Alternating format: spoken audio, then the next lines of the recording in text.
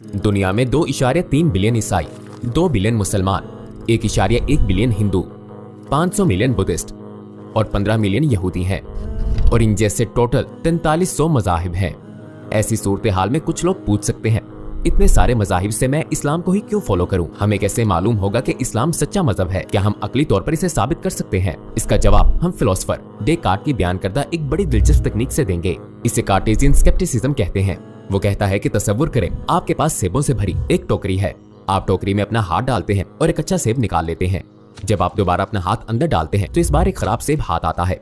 अब खराब सेब फेंकने के लिए एक एक करके सेब ना निकालते रहें। इस परेशानी में ना पड़े कि कौन सा अच्छा है और कौन सा खराब, बल्कि पूरी टोकरी खाली कर दें और फिर टोकरी में दोबारा सिर्फ अच्छे सेब डालना शुरू कर दें। आइए वही टेक्निक यहाँ आजमाते हैं। यानी क्या हम एक एक करके 4300 मज़ाहिब का जायजा ले सकते हैं? मेरा ख्याल है नहीं। तो फिर आइए अकल और दलील के जरिए कायनात में निशानियां तलाश करते हैं। आइए